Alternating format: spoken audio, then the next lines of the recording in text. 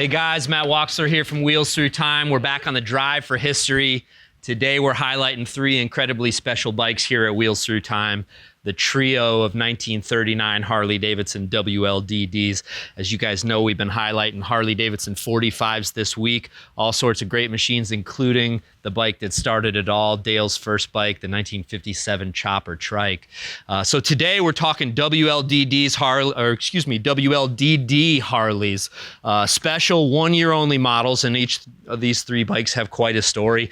My dad actually built each of these motorcycles from parts in the mid and late 1990s. So it all started with his first example right here, 1939 WLDD bobber. Now, I want to tell you guys about the model WLDD.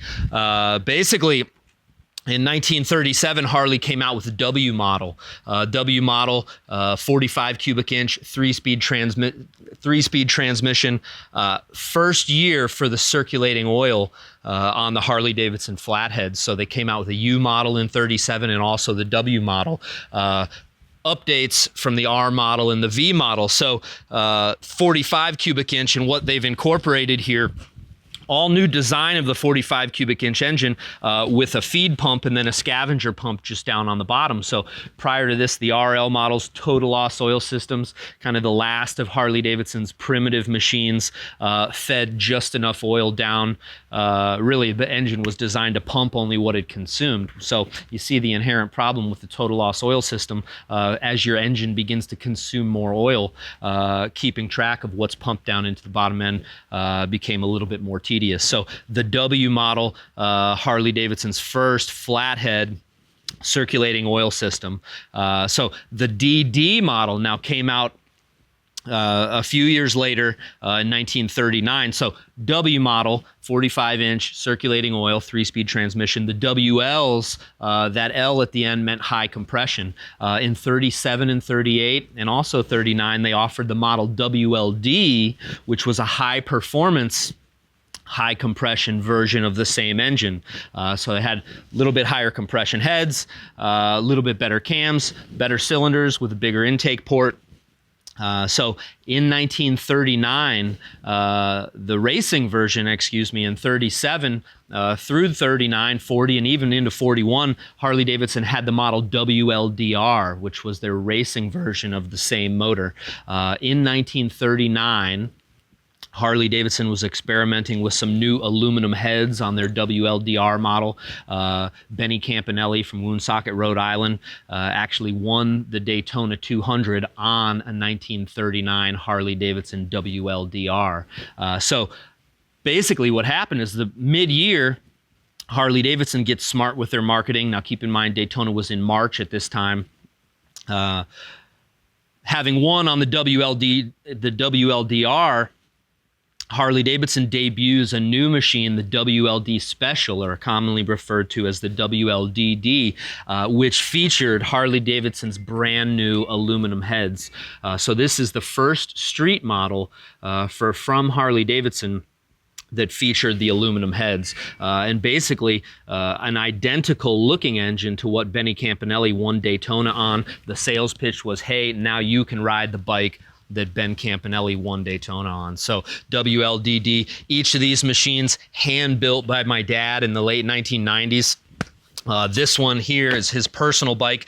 He built one for himself, one for me, and one for my little brother Aaron. Occasionally we're still able to get together and ride these bikes. My dad's machine, he has literally thousands of miles on this bike. It's been all through the Great Smoky Mountains, more dirt roads than you can imagine. It's even made a few trips out to the Death Valley Antique Bike Road Run in Southern California. The machines are tuned for almost 100 miles an hour. So really one of the first Harley-Davidson 45s that they really touted as being able to reach the century mark. So WLDD engine has a lot more, though, than just the aluminum heads. One of the things you notice compared to your standard 45s are the big fin cylinders with the big intake port. So this cylinder here, larger cooling fins, and it actually has an intake manifold from a Harley-Davidson UL 74 and 80 cubic inch machines. So the motors also have a little bit hotter cams, so they breathe better,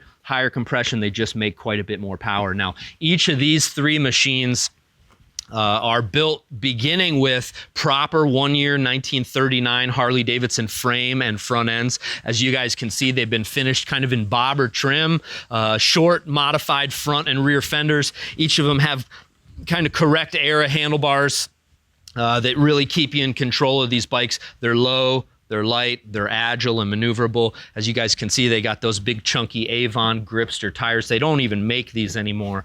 Some of my favorite tires, my dad and myself have ridden side by side on these motorcycles, hundreds of miles through the dirt here in North Carolina, and just a ton of fun.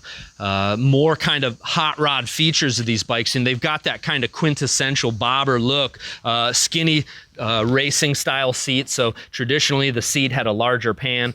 These skinnier seats were actually made for racing, so you can slide your butt back onto the pillion pad. A lot of people look at the pads back there and think, oh, that's no way to treat your lady.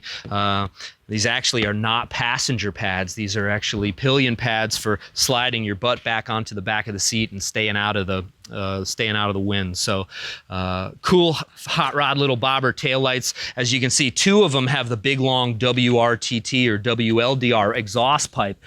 This here is incredibly raspy pipe. It's what they used on the racing machines of this era. My machine, actually, when my dad built the bike, had that exact pipe on it. It was just too loud to even run inside, too loud to run in traffic. So what we did was we put the little bit shorter, kind of a stock muffler with the muffler cut off there. Found that part at a swap meet, thought it was neat, and added it. So ton of fun these motorcycles are. And again, the Harley-Davidson 45, one of the longest running motors in the history of internal combustion. So 1929 to 1973, virtually unchanged. Things like added the recirculating oil pump on the Survey cars in the 1960s. I believe they added electric start, but these machines ready to go. Dale actually found this motor at the Del Mar swap meet in 1991, 1992, had a special project, dreamed up for it, got the bike finished around 1995. The two